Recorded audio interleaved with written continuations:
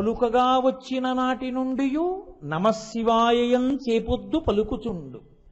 నోటి వెంట మాటలు రావడం వచ్చినప్పటి నుంచి ఎప్పుడూ నమశివాయ నమశివాయ నమశివాయ అంటుండేవాడు. వ్రాయగా వచ్చిన సమయమందుండి మించిన వేట్క శివకోటి లిఖించుచుండు. ఆయనకి వ్రాయడం వచ్చింది.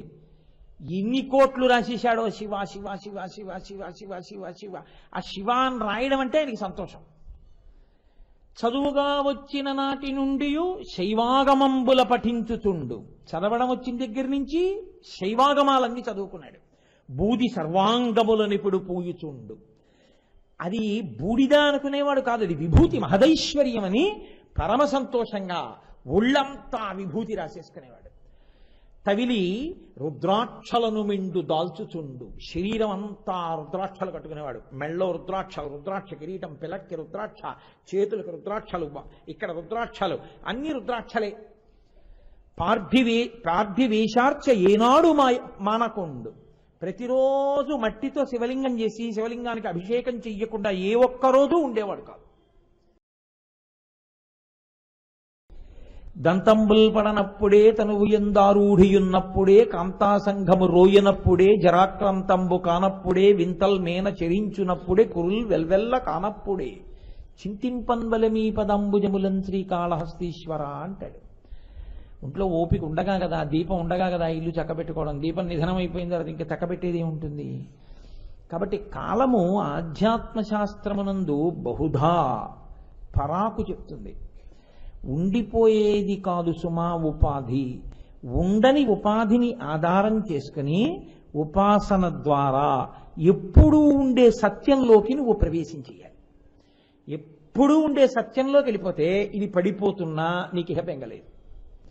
ఆ సత్యము ఎరుకలోకి తెచ్చుకునే ప్రయత్నం అంటూ మొదలు పెడితే ఈ జన్మలో కాకపోతే వచ్చే జన్మలో 10 జన్మలో 20 జన్మలో దగ్గరికంటూ నడుస్తావు. అసలు అదొక్కటే జీవితంలో అక్కర్లేదైతే ఇక రక్షించేవాడేవాడు? ఈ ఉపాధి వల్ల ప్రయోజనం ఏమిటి వస్తుంది? కాబట్టి కాలము ఆధ్యాత్మ శాస్త్రమునందు అనుల్లంఘనీయము. దాన్ని ఎవరికి తరం కాదు. వెనక్కి మీరు ఒక్క క్షణాన్ని తీసుకురావడం ఈ భూమి మీద పుట్టిన వాళ్ళెవ్వరూ ఇప్పటి వరకు చేసిన మొనగాడు లేడు. ఒక తేదీ కాదు, ఒక క్షణం వెళ్ళిపోయిన కాలాన్ని వెనక్కి తెచ్చి ఇదిగో ఈ క్షణాన్ని మళ్ళీ తెచ్చాను అన్నవాడు లేడు. అది ఆయన శాసనం అంతే, అది ముందుకే నడుస్తుంది. అలా నడవగలిగినటువంటి కాలంలో నువ్వు జాగ్రత్త పడకపోతే ఇబ్బందికి లోనైపోతావు. దాని లక్షణం ఏమిటి? కాలము అంటే కాలమునకు ఉన్న గొప్ప లక్షణము గ్రసించుటయే, అది తినేస్తుంది. అందుకే కాలమునకు శంకర భగవత్పాదులు వాడిన పర్యాయ పదం జగద్భక్షక. నేను అన్నం ఎలా తింటానో, నేను ఈ అరటిపండు ఎలా తింటానో అది కేవలం ఒకటే తింటుంది. కాలము జగత్తుని తింటూ ఉంటుంది. జగత్తుని పుట్టించి జగత్తుని తింటుంది. దాని ముందు ఎవరైనా పడిపోవలసిందే. దాన్ని ఎవ్వరూ వెనక్కి తేలేరు. దాని ముందు నిలబడగలిగినటువంటి వాడు లేడు. ఎంత గొప్పవాడు కానివ్వండి, ఆయన భీష్ముడే కానివ్వండి, లేకపోతే పరమాచార్య స్వామి అంతటి మహనీయుడే కానివ్వండి, భగవాన్ రమణులే కానివ్వండి, ఎవరైనా శరీరములు మాత్రం పడిపోవలసిందే కాలంలో. అది తినేస్తుంది దాని లక్షణం. అప్పుడు నువ్వు ఉండిపోతుందన్న భ్రాంతితో దీనికి సంబంధించి ఏవి తెచ్చి పెట్టుకున్నావో అవన్నీ దీంతో పాటే వెళ్ళిపోతాయి. ఇది తెల్లగా ఉంది అన్న భావన దీంతోనే వెళ్ళిపోతుంది. దీనికి 4 కొడుకులు దీంతోనే వెళ్ళిపోతుంది. ఇంకా ఆ కొడుకులు దీనికి చెందరు, ఇది కాలిపోతుంది. దీనికి ఇంత ఐశ్వర్యం, తర్వాత జీవుడు దరిద్రుడు, తెలియదు. ఆ ఐశ్వర్యం ఆ జీవుడికి వెళ్ళది. కాలము ఇన్ని మార్పులు తీసుకొచ్చేస్తుంది. అందుకే శంకర భగవత్పాదులు కాలం గురించి చేసిన శ్లోకాలు చదివితే బాదం పప్పుని నించోపెట్టి గోటం పెట్టి కొట్టి బద్దలగొట్టి పప్పు తీసినట్టుంటాయి శ్లోకాలు. అలా ఇలా ఉండవు. పట్టిన పిచ్చి వదిలిపోతుంది. బూజులు కర్ర పెట్టి దులిపినట్టు దులుపుతాయి ఆ శ్లోకాలు. ప్రత్యేకించి భజగోవిందంలో అందుకే కదండి మోహముద్గరం అని పేరు. మాకురు ధనజన యవ్వన గర్వం హరతి నిమేష కాల సర్వం మాయామయమిదమఖిలం హిత్వా బ్రహ్మపదం త్వం ప్రవిశ విదిత్వా అంటారు. మహానుభావుడు ఆయనకి కాబట్టి పడ్డాయి ఆ మాటలు. మా కురు ధన జన యవ్వన గర్వం. నేనన్న భావన, అహంకారం, ధనం, జనం ఇవన్నీ ఎక్కడితో పోయాయో తెలుసా? ఆ ఊపిరి ఆగడంతో పోయాయి. నా కొడుకంటాడు, నా కోడలంటాడు, నా కూతురు అల్లుడంటాడు, నా అల్లుడంటాడు, నా బంధువులు అంటాడు, ఇన్ని అంటాడు. ఆ ఊపిరి ఆగింది. తాను చూడాలి చూడాలి చూడాలన్నవాడు వచ్చాడు, ఏమీ చూడడం, కన్ను విప్పి కూడా చూడడం.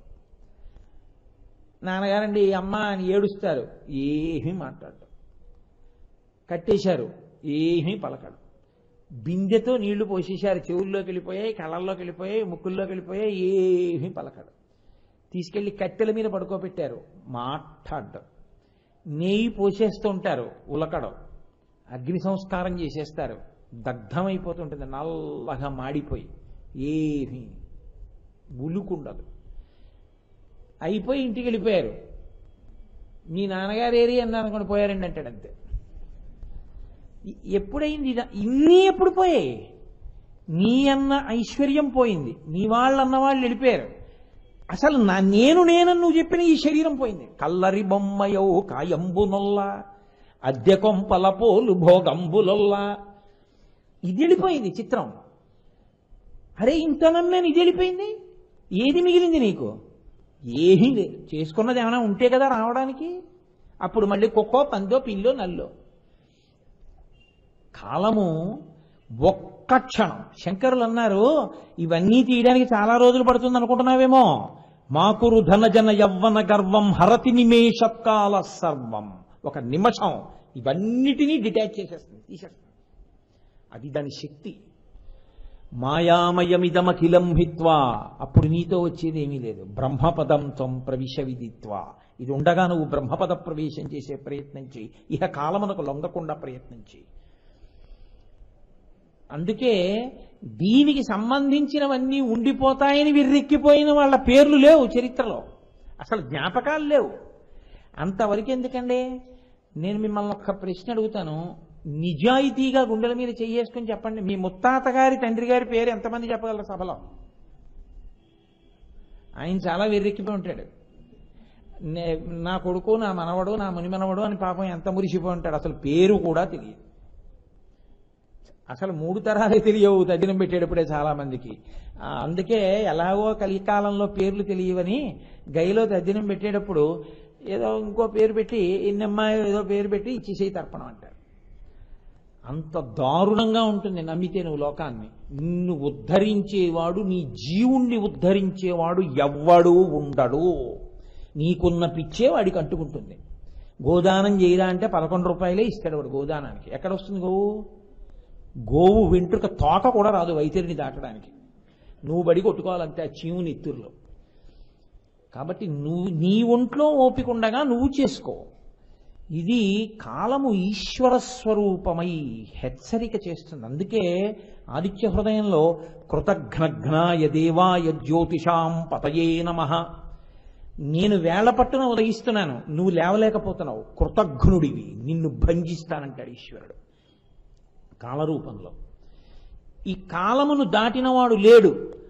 కారే రాజులు రాజ్యములు గెలువరే గర్భోన్నతిం పొందరే వారేరీ సిరి మూట కట్టుకొని పోవంజాలిరే భూమిపై పేరైనన్ కలదే శిభి ప్రముఖులన్ ప్రీతిన్ యశక్కాములై ఈరే కోర్కెలు వరలంతలపరే ఈ కాలమున్ భార్గవ. ఇదంతా నాది, ఇదంతా నాది, ఇదంతా నాది, ఈ రాజ్యం నాది, ఈ రాజ్యం నాది అన్నవాళ్ళు ఎంతమందో విజయస్తంభాలు నాటుకున్న వాళ్ళు. ఆ విజయ స్తంభాలు కూడా భూమిలో పడిపోయాయి. వాడి పేరు కూడా లోకంలో లేదు. ఎంతమంది భూమిపతులు వచ్చారో ఆ తర్వాత. వెర్రొక్కటే మిగిలిందంతే జీవితం పాడు చేసుకోవడానికి. నిన్న చెప్పానుగా మీకు విష్ణు పురాణంలోంచి కేశిధ్వజుడి యొక్క వృత్తాంతం.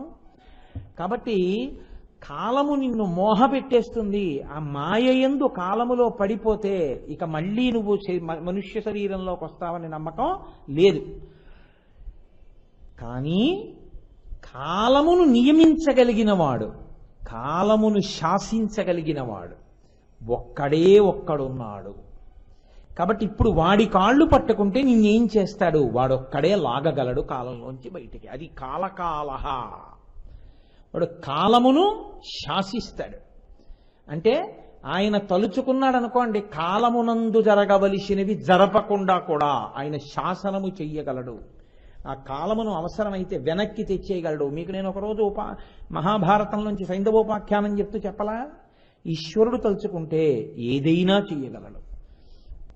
ఆయన యొక్క అనుగ్రహం అటువంటిది. కాబట్టి పరమేశ్వరుడు కాలకాలహ, ప్రత్యేకించి కాలహ శబ్దాన్ని గ్రసించడంలో ఎటువైపు నుంచి చెప్తారంటే యమధర్మరాజు గారితో చెప్తారు. సృష్టి మన్మధుడి వైపు నుంచి చెప్తారు. అందుకే పుట్టుకకి కాముడు కారణం, చనిపోవడానికి కాలుడు కారణం. అయితే అసలు తత్వంలో ఒక పెద్ద రహస్యం ఉంది తెలుసా అండి. మన్మధుడెవరు? విష్ణుమూర్తి కొడుకు. విష్ణుమూర్తి కొడుకు మన్మధుడు, లక్ష్మీదేవి యొక్క కుమారుడైన. కందర్పదర్ప రసుందర దివ్యమూర్తే కాంతాకుచాంబురుహ పుట్మలలోల దృష్టే కళ్యాణ నిర్మల గుణాకర దివ్య కీర్తే అని పాడుతున్నాం కదా. అటువంటి మన్మధుడు విష్ణువు యొక్క కుమారుడు. ఎవరు చంపేశారు మన్మధుణ్ణి? శివుడు చంపేశాడు. ఇంతకన్నా వాళ్ళిద్దరి మధ్య గొడవడానికి కారణం ఇంకోటి ఉండాలా? మీరు జాగ్రత్తగా ఆలోచించండి. శివుడున్న చోట కాముడు ఉండడు, బాగుంది. రాముడున్న చోట కాముడు ఉంటాడా? రాముడు తండ్రిగా విష్ణువు. రాముడుంటే కాముడు ఉంటాడా? రాముడున్న చోట కాముడు ఉండడు. ఆయన ఆత్మారాముడు, బ్రహ్మజ్ఞానం అది. కాబట్టి రాముడున్నా కాముడు ఉండడు, ఆ తండ్రి ఉన్నా కొడుకు ఉండడు దగ్గర. కాబట్టి తండ్రి కొడుకుల సంబంధాలు అవి కాదు తత్వంలో చూడవలసింది. ఏది పట్టుకుంటే ఇది నిలబడదు, ఇది మీరు చూడాలి. కామకోటి, అమ్మవారి పాదం పట్టుకుంటే ఉంది. కామకోటి పాదం పట్టుకుంటే కామము నిలబడదు, మన్మధుడు నిలబడడు. ఈశ్వరుడు శాసించాడు మన్మధుణ్ణి, ఈశ్వరుడు శాసించాడు యమధర్మరాజుని. వీళ్ళిద్దరినీ నిగ్రహించినవాడు పరమేశ్వరుడు. అందుకే ఆయన పాదాలు పట్టుకుంటే ఏమవుతుందంటే మళ్ళీ కాముడి యొక్క అనుగ్రహమైనటువంటి జన్మ ఉండదు, కాలుని యొక్క వ్యగ్రతకి పరాకాష్ఠ అయిన మృత్యు ఉండదు. మరి ఈ జన్మకి చిట్ట చివరిసారి ఇది పడిపోతుంది. ఇది పడకపోవడం అన్నది ఉండకూడదు కదా, కాబట్టి ఇది పడిపోతుంది. ఎంతటి మహాత్ముడికి పడిపోతుంది. కానీ ఈ పడడమే ఆఖరిసారి పడడం. ఇంకొకసారి పడకూడదు. ఇంకొకసారి పడకూడదంటే అసలు ఇంకోసారి శరీరంలోకి వెళ్ళాడు. ఇది ఎవరిని పట్టుకుంటే జరుగుతుంది. నూతిలో పడిపోయినవాడు నూతిలో పడిపోయిన వాడిని తాడేయమంటే పైకెక్కుతాడా? నూతిలో పడిపోయినవాడు నూతి మీద ఉన్నవాడు తాడేస్తేనే పైకెక్కుతాడు. కాముణ్ణి కాల్చినవాడు కాలుణ్ణి తన్నినవాడే మిమ్మల్ని కాముడి బారి నుంచి కాలుడి బారి నుంచి పైకెత్తగలడు. కాబట్టి అలా చేసిన వాడెవరో ఆయన కాలకాలహ. అందుకే ఉజ్జయిన్లో ఉన్నటువంటి శివలింగానికి మహాకాళేశ్వర లింగం అని పేరు. అందుకే మహాకాళేశ్వరుడికి నిర్మాల్యంతోనే పూజ. మీరు మిగిలిన దేవాలయాల్లో శివలింగానికి ఇవాళ సూర్యోదయానంతరం పూజ జరిగిందనుకోండి, మళ్ళీ రేపు సూర్యోదయ పూర్వం కూర్చ అంటారు, మెత్తటి బ్రష్ తోటి తీసేస్తారు ఆ పూలన్నీ. ఒక్క ఉజ్జయిన్లో మాత్రం నేను వెళ్ళి ఇలా పూలు పూజ చేశాను అనుకోండి, మళ్ళీ తర్వాత వచ్చిన వాళ్ళకి ఆ పూలే తీసి చేతిలో పెట్టి పూజ చేయండి అంటారు. ఆ పూలే చేసేస్తుంటారు అలాగా. మరి నిర్మాల్యంతో పూజ అవదా? అవదు. ఎందుకు అవదో తెలుసా అండి? శరీరం పడిపోయి పృథివీలోకి వెళ్ళిపోయింది. మళ్ళీ ఈ పృథివీలోంచే మళ్ళీ కొత్త శరీరం తయారవుతుంటుంది. ఆ పంచభూతాల్లోంచే పిండాండాలు వస్తాయి, పిండాండాలు బ్రహ్మాండాల్లోకి వెడతాయి. ఇవన్నీ చేసేవాడు మహాకాళుడు. ఆయనే లయం చేస్తాడు, ఆయనే ఉత్పత్తి చేస్తాడు. అందుకే మహాకాళ దర్శనం చేస్తే అపమృత్యు దోషం పోతుంది. అటువంటి మహానుభావుడైనటువంటి మహాకాళుడు కాలకాలుడు. ఆయన కాలమును శాసిస్తాడు, ప్రత్యేకించి కాలుణ్ణి శాసిస్తాడు. అందరికీ ఉండేటటువంటి సామాన్య భయం ఏమిటో తెలుసా అండి? ఒకటే భయం. మంచి నగరంలో అపార్ట్మెంట్లో ఉన్నవాడికి పాముల భయం ఉండదు. ఎక్కడో ఊరికి పొలిమేరల్లో ఉన్నటువంటి ఒక ఇంట్లో ఉన్నటువంటి వాడికి పాము భయం ఉంటుంది. అందుకని పాము భయం వాడికి వీడికి కూడా ఉంటుందని మీరు చెప్పకూడదు. వాడికి వీడికి కూడా ఉండే భయం ఏమిటో తెలుసా అండి? మృత్యు భయం. ప్రతి వాడికి భయం ఏమిటంటే చచ్చిపోతానేమో. ఈ చచ్చిపోతానేమో అన్న భావన పోవాలన్నా, చచ్చిపోయే శరీరాన్ని సాక్షిగా చూడగలిగిన జ్ఞానం రావాలన్నా, సంపేవాణ్ణి నియమించగలిగినటువంటి వాడి పాదం పట్టుకున్న ఆయుర్దాయం పొందాలన్నా పరమశివుడే ఆధారం. వినా మార్గం లేదు. అందుచేతనే ఆయనకి కాలకాలహ అని పేరు. ఎక్కడ కాలకాలుడయ్యాడు? ఒకటి కాదు, ఎన్నో సందర్భాల్లో ఆయన కాలకాలుడయ్యాడు. ఏదో ఒక్క చోట అని మీరు అనుకోకండి, కానీ ప్రఖ్యాతి వహించినటువంటి వృత్తాంతం లోకంలో మార్కండేయోపాఖ్యానం. అందుకే మార్కండేయోపాఖ్యానానికి వెంటనే ఫలశ్రుతి చెప్పారు. అది చిత్రం ఏమిటో తెలుసా అండి? సాధారణంగా మీరు ఈ ఆఖ్యానం అంతా వింటే అని ఉంటుంది. మార్కండేయోపాఖ్యానానికి ఉన్న గొప్పతనం ఏమిటంటే, అపమృత్యు దోషం వస్తోంది అని భయం ఉంటే చంద్రశేఖరాష్టకం ఒక్కటి చేస్తే చాలు. కానీ ఎక్కడ చెయ్యాలి? నియమం ఉంది.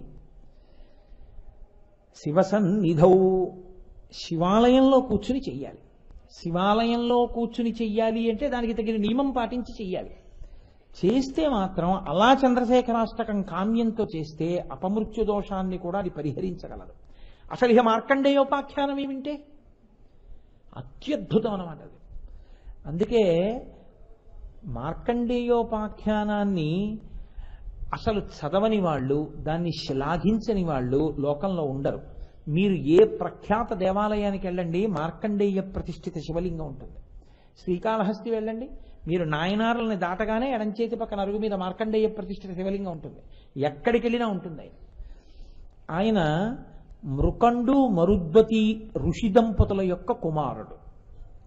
అయితే మార్కండేయోపాఖ్యానం పైకి కనపడినంత సులువుగా ఉండదు. లోపల చాలా ధర్మ సంబంధమైన గహనమైన విశేషములు నిక్షేపింపబడి ఉంటాయి. మృకండు మహర్షి, మరుద్వతి వాళ్ళిద్దరూ దంపతులు. వాళ్ళిద్దరూ గృహస్థాశ్రమంలో ఎలా జీవించాలో అలా జీవించినటువంటి వాళ్ళు. గృహస్థాశ్రమం దేనికి? గృహస్థాశ్రమం ప్రధానంగా దేని కొరకు అంటే అతిథులను ఆదరించుట కొరకు. అతిథులను ఆదరించడం వినా ఇంకా మిగిలిన వాటికి అన్నింటికీ గృహస్థాశ్రమం పనికొచ్చింది అనుకోండి, అది భ్రష్టగృహం అని గుర్తు. ఈశ్వరుడు ఎవరి రూపంలో వస్తాడో తెలుసా అండి?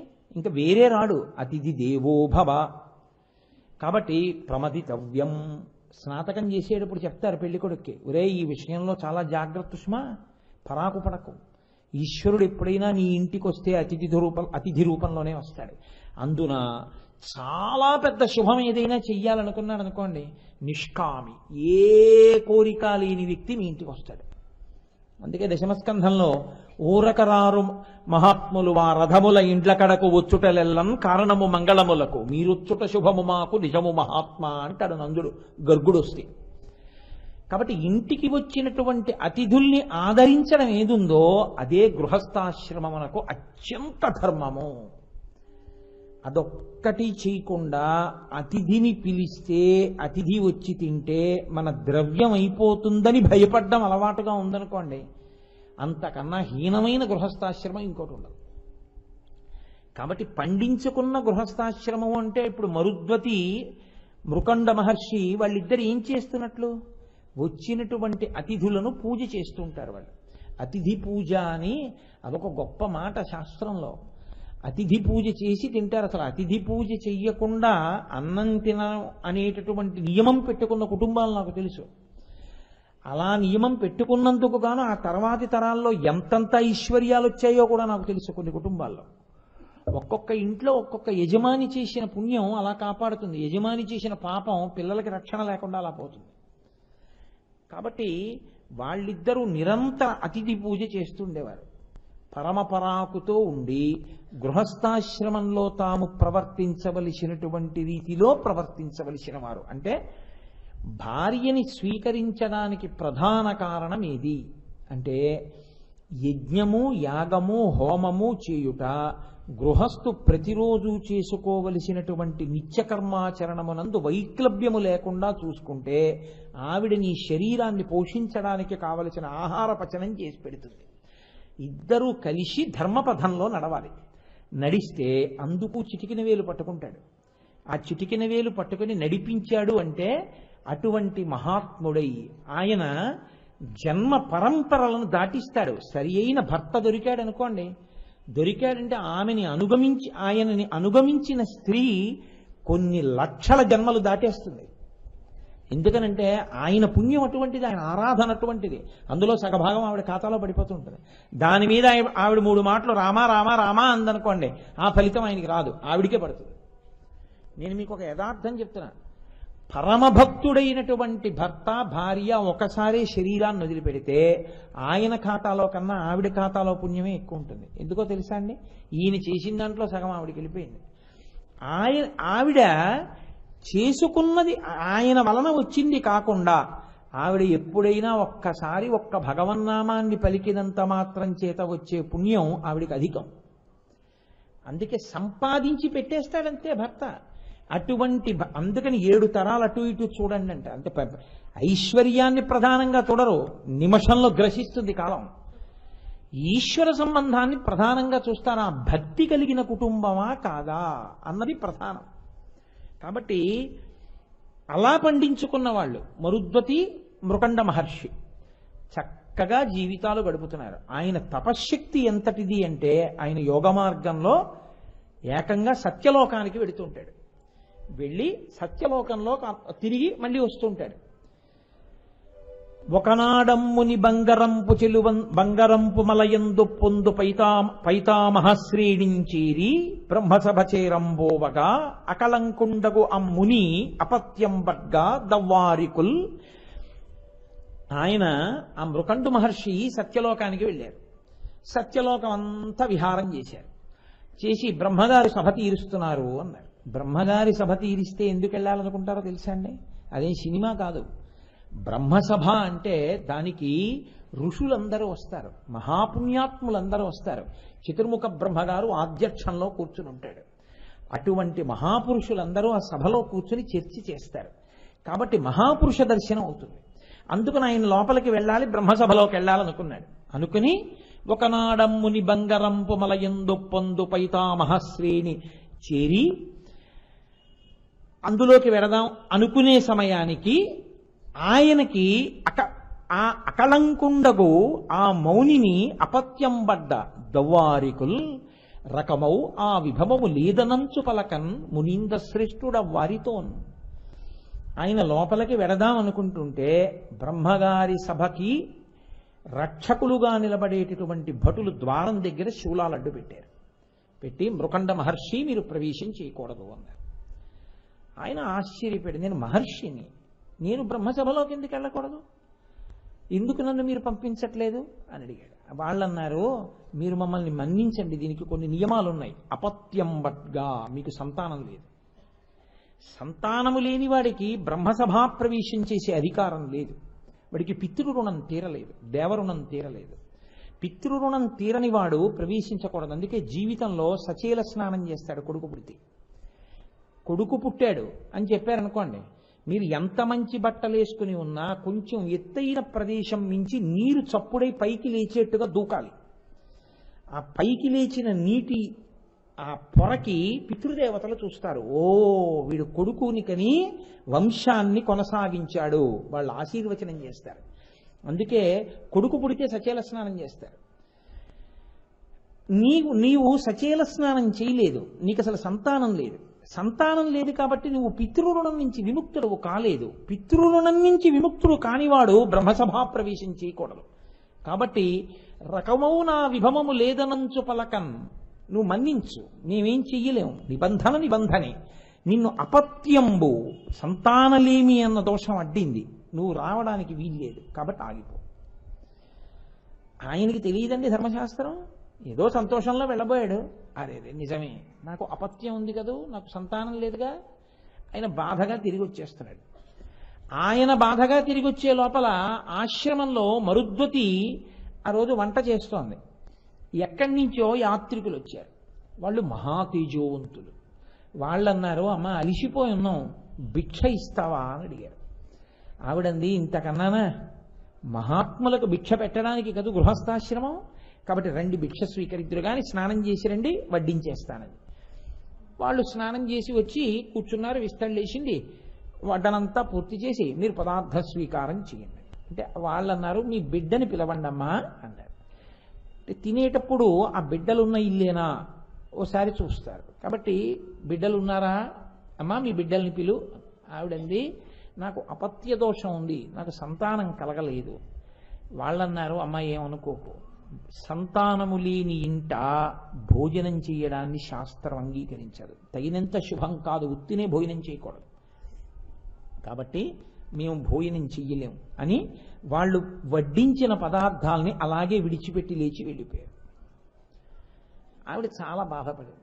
అరేరే, మహాత్ములు ఇంటికి వచ్చి అన్నం తినకుండా వెళ్ళిపోయారు అపత్య దోషం వల్ల అని ఆవిడ బాధపడుతోంది. బ్రహ్మసభాప్రవేశం జరగలేదు అని మృకండు మహర్షి బాధపడుతున్నాడు. ఆయన తిరిగి ఇంటికి వచ్చాడు.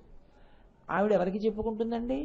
బాధ కలిగితే భర్తకే కదూ చెప్పాలి. మరి యోమే భర్త సమీ గురువైనా ఎవరైనా ఆయనే. కాబట్టి ఆయనకి తన బాధ చెప్పింది. ఆయన అన్నాడు, నీకే కాదు మరుద్వతి, నాకు ఇవాళ బాధ కలిగింది. బ్రహ్మసభాప్రవేశం నన్ను రానివ్వలేదు. కానీ ఆయన అన్నాడు, వనరికమింక దేవి భగవానుడు రజకిరీటుడున్నవాడు, అతులిత తుల్యుడాతడు దయాళువు భక్తవర ప్రదాత, నేన ఘనుని గూర్చి కాటముగా తపమునరించి ఒక సుపుత్రు బడయంగజాలదో ఓ సరోజముఖి ముదమందు ఆత్మలో. నువ్వేం బెంగపెట్టుకోకు. ఒక మహానుభావుడు ఉన్నాడు. గత జన్మలలో చేసుకున్నటువంటి మహాపాపం ఏదో ఈ జన్మలో మనం సంతానం పొందకుండా అడ్డుపడింది. కాబట్టి మనం సంతానాన్ని పొందలేకపోయాం.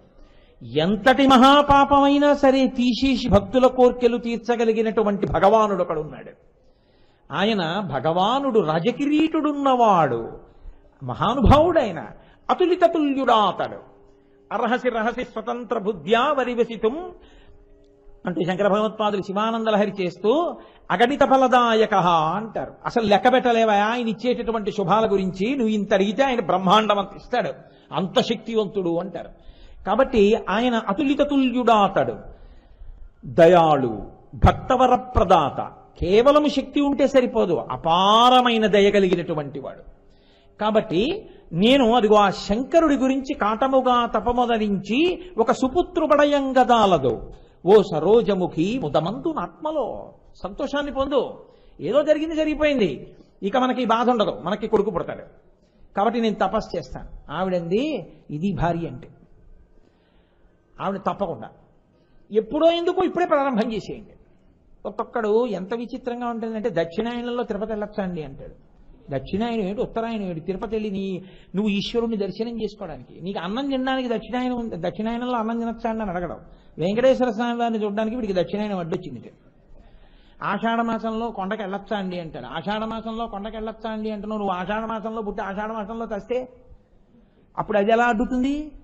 ఈశ్వర దర్శనానికి ముహూర్తాలు ఏమిటి? ఎంత తొందరగా వీలైతే అంత తొందరగా ఈశ్వరుణ్ణి సేవించుకుంటూ ఉండాలి. అవి లోపల తిరుగుతూ ఉండాలి సంతోషంగా ఇప్పుడు. కాబట్టి సరే పదండి అయితే తపస్సు చేయండి.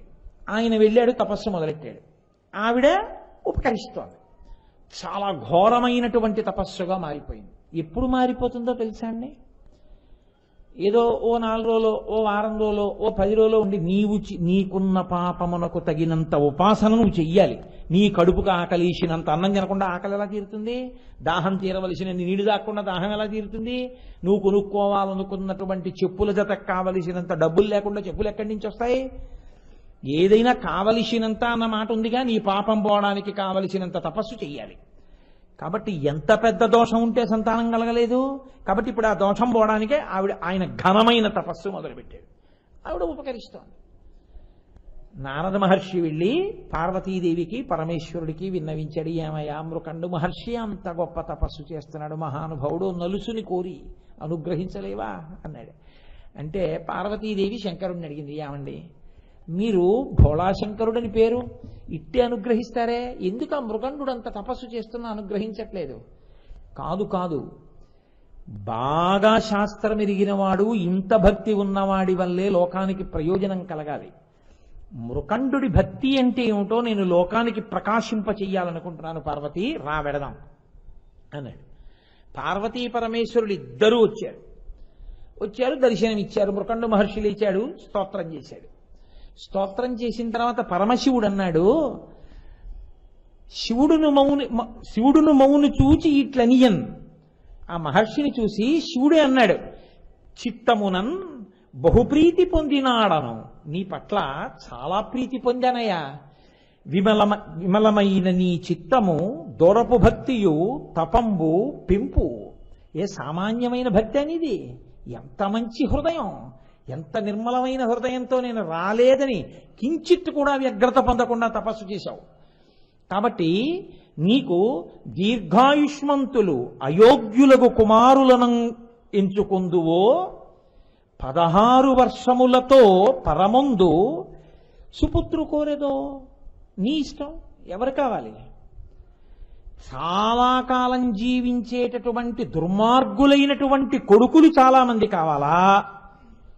మీరు చాలా జాగ్రత్తగా అర్థం చేసుకోవాలని చూడండి మార్కండేయ వృత్తాంతాన్ని. అక్కడే పప్పులో కాలేశాడు యమధర్మరాజు గారు కూడా. 16 వర్షములతో పరముందు సుతునింకోరేదో. నీకు 16 వర్షములతో ఆయుర్దాయం అయిపోయేవాడని ఆయన అనలేదు. 16 వర్షములతో ముదముందు అంటే 16 ఏళ్లు దాటకుండా ఎప్పుడూ 16 ఏళ్లుగా ఉండిపోయే పిల్లాడితో సంతోషంగా ఉంటావో ఎంచుకో అన్నాడు.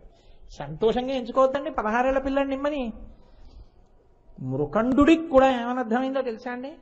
16 వర్షములకే అన్నట్టు అర్థమైంది. 16 ఏళ్లకే పరముందు అంటే 16 ఏళ్లకి శరీరం పడిపోయే అల్పాయుర్దాయం ఉన్న పిల్లవాడు కావాలా అన్నట్టు అర్థమైంది. ఇది మృకండుడి యొక్క గొప్పతనాన్ని ప్రకాశింపజేయడానికి పరమశివుడు అన్నమాట. ఇప్పుడు ఆయన అన్నాడు, అలా ఉండండి ఒక్కసారి, నేను మా ఆవిడితో మాట్లాడొస్తున్నాను. ఎందుకంటే సంతానం నా ఒక్కడి హక్కు కాదుగా, దాన్ని కూడా సంప్రదించాలిగా అని మరుద్వతిని పిలిచి అడిగాడు. అయోగ్యులైనటువంటి కొడుకులు చాలా మంది దీర్ఘాయుష్మంతులు కావాలా? 16 వర్షములతో ముదముందు సుపుత్రు కోరేదో. 16 వర్షములతో ఆయుర్దాయం అయిపోయినా అన్నాడు ఆయన కూడా. అల్పాయుర్దాయం ఉన్న పిల్లాడు కావాలా అని అడుగుతున్నాడు శివుడు. అని ఆయనే అన్నాడు, దుర్మార్గుడైన కొడుకు పుడితే పుణ్యం చేసుకుని ఊర్ధ్వలోకాల్లో ఉన్న పితృదేవతలు కూడా కింద పడిపోతారు. సన్మార్గుడైనటువంటి పుణ్యాత్ముడైన కొడుకు ఒక్కడు పుడితే 7 తరాలు పైన ఉన్న వాళ్ళు కూడా, నరకాలలో ఉన్న వాళ్ళు కూడా విడుదల పొంది ఉన్నత లోకాలకు వెళ్ళిపోతారు. అలాంటి వాడు ఒక్కడు చాలడు. కాబట్టి సత్పుత్రుణ్ణి కోరుకుందాం అంటే ఆవిడ తప్పకుండా కానీ అంటుంది కదండి. ఒక ఏ తల్లి అయినా అనగానే ఆయన అన్నాడు, చాలు చాలు చాలు నాకు తెలుసు. ఏమిటి నీ బెంగ? 16 ఏళ్ళకి వెళ్ళిపోతాడని కాదు. అసలు సంతానమే లేని వాడికి సంతానం ఇస్తానన్నవాడేవాడు. వాడే 16 ఏళ్ల తర్వాత కూడా ఉంచుతాడు. నీకు నాకు బెంగెందుకు? 16 ఏళ్ల పిల్లాన్నిచ్చి 16 ఏళ్ళు అవగానే తీసేసుకుంటాడా? మన నేర్పిస్తాడా? మళ్ళీ అలా తాత్కాలిక సుఖాలు ఇచ్చేవాడా శంకరుడు అంటే? కాడు. కాబట్టి బెంగ పెట్టుకోకు. ఆయన్నే నమ్ముకుని బతుకుతాం మనం. ఆయనే మన పిల్లాడికి ఆయుర్దాయం ఇస్తాడు. కాబట్టి మంచి కొడుకుని అడుగుతాను. తాను ఒక ఉత్తమమైన తండ్రిగా నిలబడ్డాడు మృకండుడు. శంకరుడికి వెళ్ళి ఇదే చెప్పాడు, నాకు ఉత్తమమైన కొడుకే కావాలి. తథాస్తు. ఆయన ఇన్నాళ్ళు కొడుకులు లేక పలవరించిన వాడు లోకం పాడైపోయినా పర్వాలేదులేండి, నాకు మాత్రం దీర్ఘాయుష్మంతుడైన కొడుకు పుడితే చాలు అనకూడదని ఎక్కడైనా ఉందా? అసుర సంధ్య వేళ ఇప్పుడు భర్తృ సమాగమం కూడదు, కూడితే లోకకంటకులు పుడతారు దితి అన్నాడు కశ్యప ప్రజాపతి భాగవతంలో. ఆవిడంది, నేను తాళలేకపోతున్నాను, లోకకంటకులు పుడితే లోకం ఏడుస్తుంది, నాకేం, నీతో సంగమ సుఖాన్ని అనుభవిస్తానండి. పుట్టారా లేదా హిరణ్యాక్ష హిరణ్యకశిపులు, రావణ కుంభకర్ణులు మొదలైన వాళ్ళు. కాబట్టి అలా అనలేదు మృకండ మహర్షి.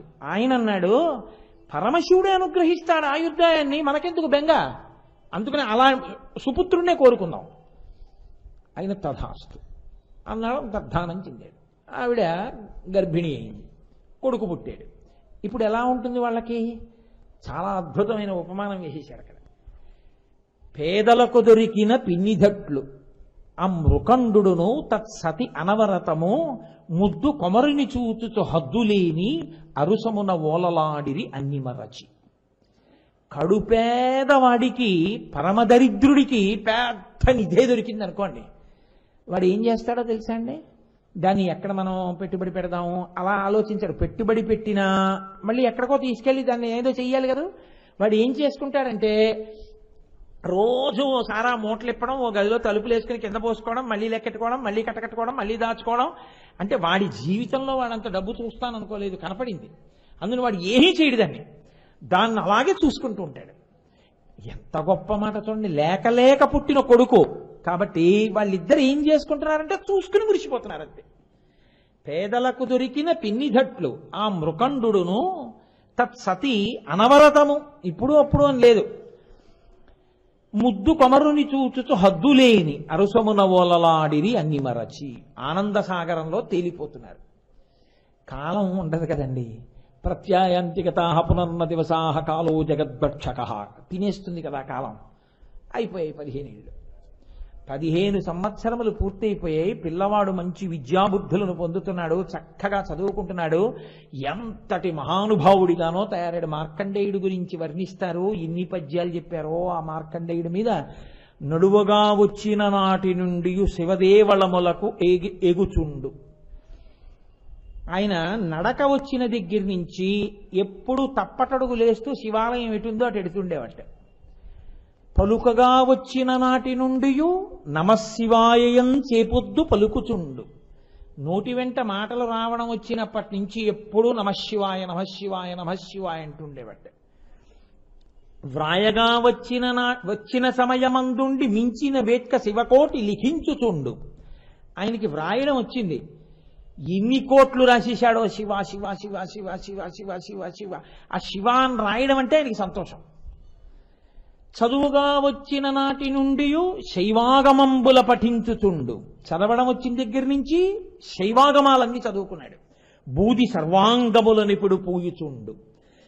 అది బూడిద అనుకునేవాడు కాదు, అది విభూతి మహదైశ్వర్యం అని పరమ సంతోషంగా ఒళ్ళంతా విభూతి రాసేసుకునేవాడు. తవిలి రుద్రాక్షలను మిండు దాల్చుచుండు. శరీరం అంతా రుద్రాక్షలు కట్టుకునేవాడు. మెళ్ళో రుద్రాక్ష కిరీటం, పిలక్కి రుద్రాక్ష, చేతులకు రుద్రాక్షలు, ఇక్కడ రుద్రాక్షలు, అన్ని రుద్రాక్షలే. పార్థివేశార్చ ఏనాడు మానకుండు. ప్రతిరోజు మట్టితో శివలింగం చేసి శివలింగానికి అభిషేకం చెయ్యకుండా ఏ ఒక్కరోజు ఉండేవాడు కాదు. అటువంటి మార్కండేయుడు మహాభక్తుడై పెరిగి పెద్దవాడయ్యాడు. అందరూ మురిసిపోతున్నారు. పిల్లలు లేకపోతే నేను లేవయా మృకండా, ఆఖరికి నీకు ఎటువంటి కొడుకు పుట్టాడో అని మురిసిపోతున్నారు. వీళ్ళు కూడా సంతోషంలో కాలాన్ని మరిచిపోయారు. 15వ సంవత్సరం పుట్టినరోజు వచ్చింది. ఋషులు వచ్చారు. నారద మహర్షి వచ్చన్నారు. పుట్టినవాడు సామాన్యుడు కాడని నిరూపించాలి కదండి. ఆయన వచ్చన్నారు, మృకండా మరిచిపోయినట్టున్నావు. శివుడు ఏమన్నాడు? 16 వర్షములకే పరముందు అన్నాడు కదూ. 15వ ఏడు దాటిపోయింది, 16 వచ్చింది. ఈ ఏడాది నిండిపోయి పుట్టినరోజు వస్తే నీ కొడుకు విగత జీవుడైపోడు అంటే వాళ్ళు భోర్ని ఏడుస్తున్నారు. ఆ పిల్లాడేదో సంతోషంగా అలా గురువుగారు ఆశ్రమంలోకి వెళ్ళి గురువుగారికి నమస్కారం పెట్టి ఇంటికి వచ్చేటప్పటికి వీళ్ళిద్దరూ పొర్లి ఏడుస్తున్నారు, మృకండు మరుద్వతి. ఇంతయు గొప్ప చేసి ఇటు లేట్వకనేలా. ఆయన అన్నాడు, ఇదేమిటి పుట్టినరోజు అన్నారు, హడావిడన్నారు, సంతోషం అన్నారు, ఆశీర్వచనాలు అన్నారు, అక్షతలు అన్నారు, అదే కింద పడి దొల్లుకుంటూ అలా ఏడుస్తున్నారు.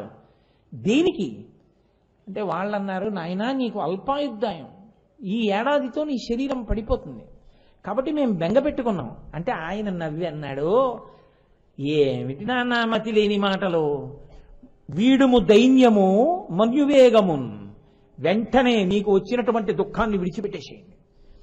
నేనేం చేస్తానో తెలుసా? అసలు నేను ఎవరి వల్ల పుట్టానని చెప్తున్నారు మీరు.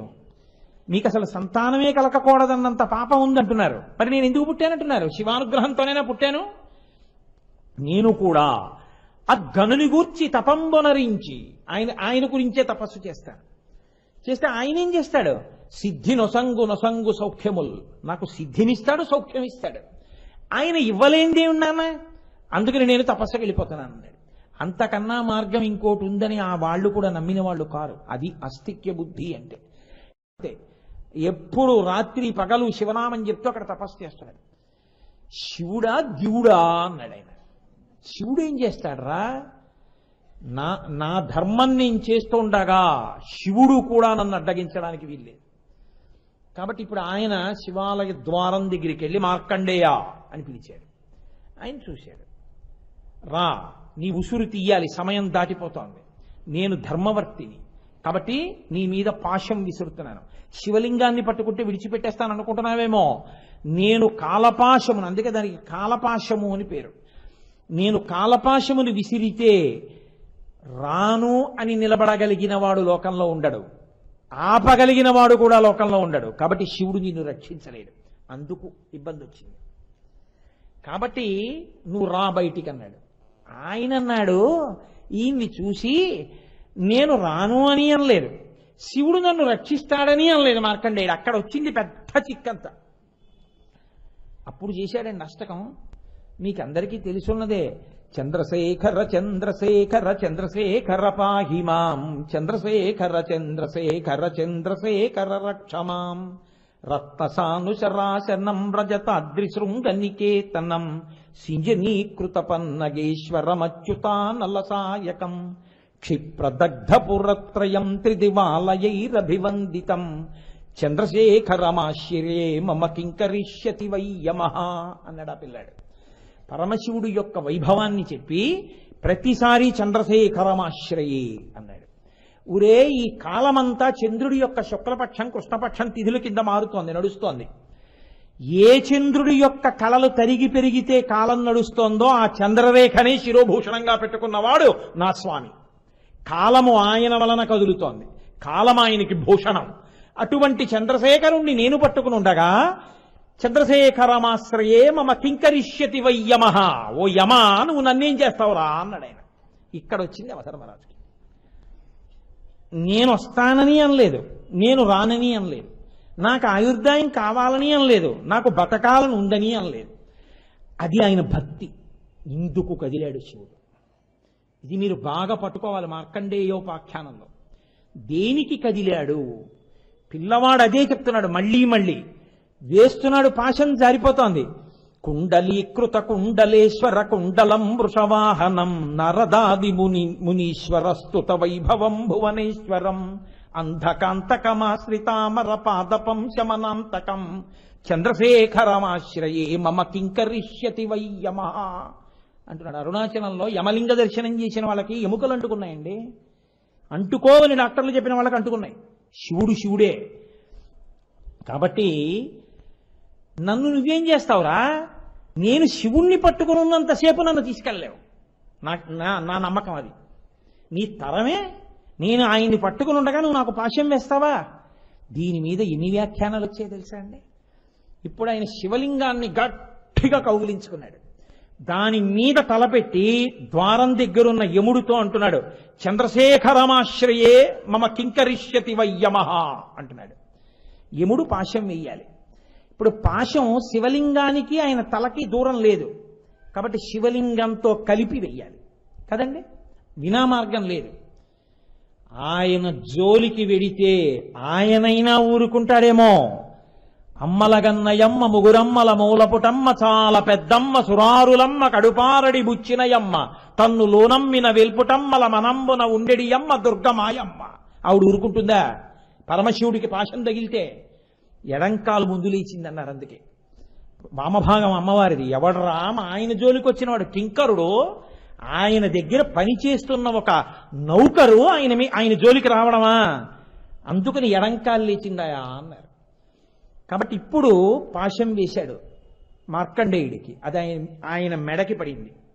ఆయన అదే చెప్తున్నాడు, ఎత్ర కుత్రచ యప్పటేన్నహి తస్య మృత్యు భయం భవేత్. ఎవడు శివ సన్నిధిలో కూర్చుని ఇది చెప్తున్నాడో వాడికి మృత్యువు రాదు. నా తండ్రి ఉండగా నన్ను తీసుకెళ్ళడమే అంటున్నాడు. అంతే, పాశాన్ని బిగించపోయాడు యమధర్మరాజు.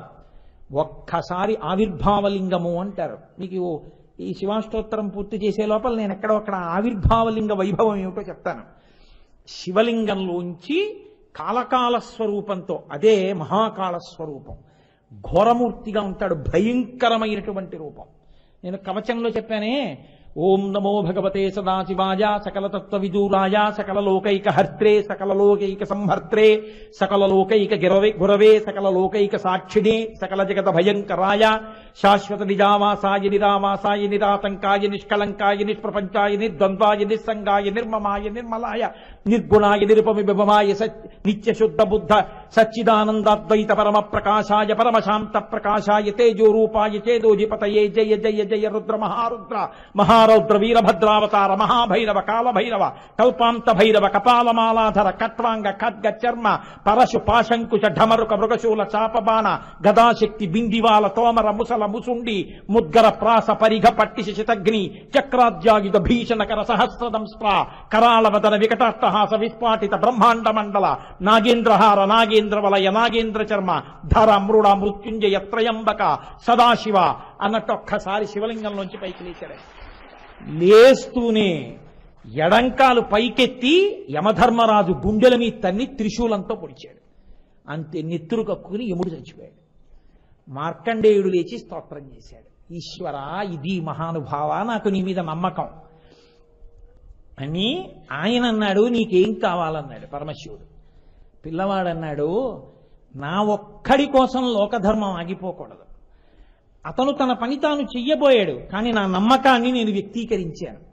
నా మీదున్న నమ్మకంతో, నా మీద ఉన్నటువంటి ప్రేమతో భక్తుణ్ణి కాపాడ్డంలో అవధి లేని ప్రేమ అంటే ఏమిటో చూపించడానికి యముణ్ణే చంపేశావు ఇవాళ. ఈశ్వర, యమధర్మరాజుని బతికించు అన్నాడు. భక్తుల కొరకు పరమేశ్వరుడు ఎంతకైనా దిగిపోతాడండి. దానికి హద్దేం ఉండదు. ఇంకా అది ఏ రూపం అవనివ్వండి, అది శివాయ కృష్ణాయ అన్నది పక్కన పెట్టేసేయండి. భీష్ముడు ప్రతిజ్ఞ చేయలే మహాభారతంలో? భీష్మాచార్యుల వారు సర్వసైన్యాధిపతి, అవతల వైపు దుష్టజుమ్నుడు అవతల సర్వసైన్యాధిపత్యంలో ఉన్నాడు. యువతల అర్జునుడికి కృష్ణుడు సారథ్యం వహిస్తాడు.